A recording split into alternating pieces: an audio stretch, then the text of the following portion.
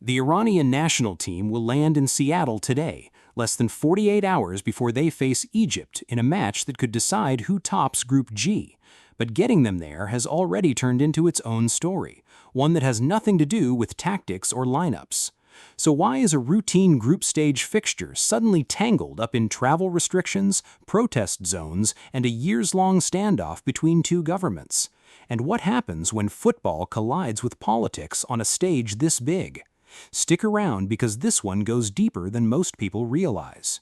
For months, there was real doubt about whether Iran would even show up to this World Cup. The country is hosting this tournament's third group match while still technically at war with the United States, something that has never happened before in World Cup history. A fragile understanding between the two governments has eased some of the hostility, but the tension underneath it hasn't gone away. Iran was originally supposed to set up its training base in Tucson, Arizona, but at the last minute the team was forced to relocate its entire camp to Tijuana, Mexico instead. That single decision has shaped almost everything that's happened since, from how the players travel, to how long they're allowed to stay on American soil, to how exhausted they are walking into each match. Here's where things get interesting. Iran's squad has had to fly back and forth between Mexico and the United States for every single game, landing just before kickoff and leaving almost immediately after the final whistle. After their opening draw with New Zealand, the team expected to rest overnight in Los Angeles before flying home. Instead, they were sent back to Tijuana within hours, a decision that frustrated players and staff and led to public pushback from the Iranian camp. The U.S. government maintained that the arrangement had been agreed to in advance, but the disagreement says a lot about how tense this entire setup has been behind the scenes. If you're enjoying this breakdown, do me a favor and hit that subscribe button. We're covering every twist of this World Cup as it happens, and you won't want to miss what's coming next. Now, ahead of Friday's match in Seattle, U.S. officials softened their stance just slightly.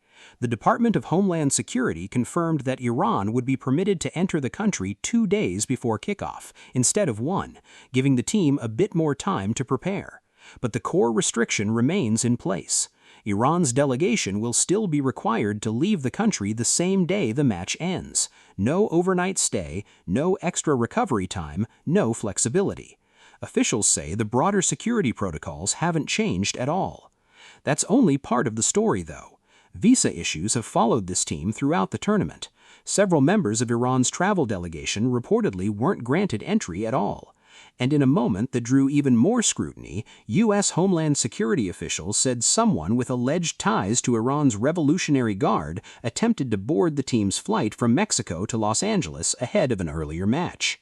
Iranian officials and fans have pushed back hard against how the team has been treated, while a White House World Cup Task Force representative has defended the process, saying every player and coach ultimately received a visa. This matters because Iran isn't the only team that's run into trouble at this tournament. Earlier this summer, a respected international referee was denied entry into the United States entirely and had to be pulled from his assignments. When you put these moments side by side, a pattern starts to form, one that raises real questions about how consistently World Cup hosting commitments are being honored. FIFA has historically promised open access for all participating nations and officials, regardless of political relationships between countries. This tournament is testing that promise in a way no World Cup has before. The bigger issue is what this means for the integrity of the competition itself. Egypt's preparation has looked completely normal. They trained on a regular schedule, traveled without restriction, and arrived in Seattle with time to adjust. Iran, meanwhile, has been operating under constant disruption, shuttling between two countries, sleeping in different beds every few nights, and never settling into a true home base. Some former players and football analysts have pointed out that this kind of travel fatigue can absolutely affect performance late in a tournament, when sharpness and recovery start to matter more than raw talent.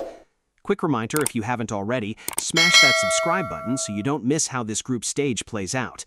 We're tracking every angle of this tournament daily. There's another layer to this match that has nothing to do with Iran or Egypt directly. The game falls right at the start of Seattle Pride Weekend, and both national teams reportedly raised objections to Pride-related events overlapping with their match.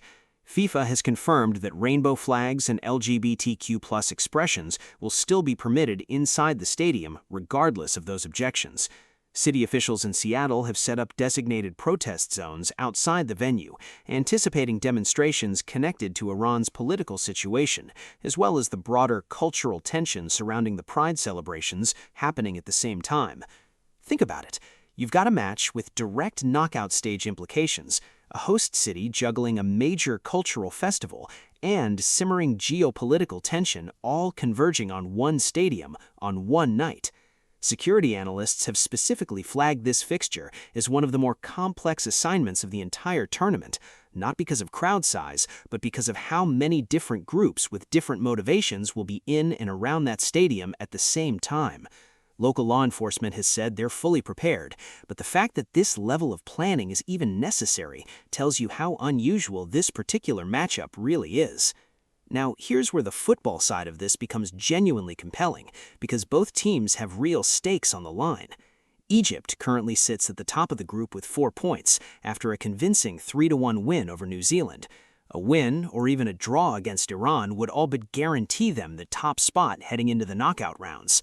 Iran sits just behind them with 2 points, built on a gritty 2-2 draw with New Zealand and a disciplined 0-0 result against a strong Belgium side that was missing a man for most of the second half.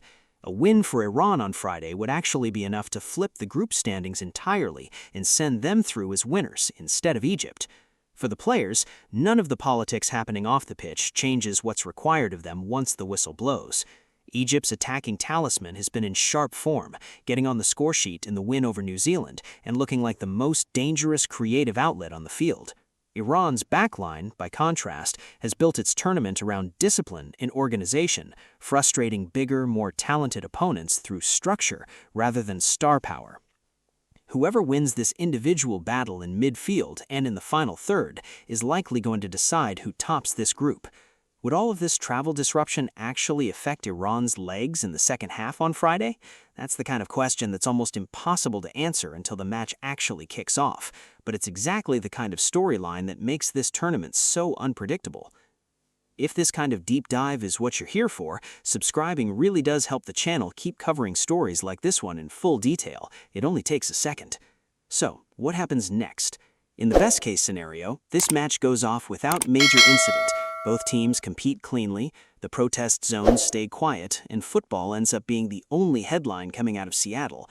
FIFA would likely point to that outcome as proof that political tension and tournament logistics can be managed successfully, even under difficult circumstances.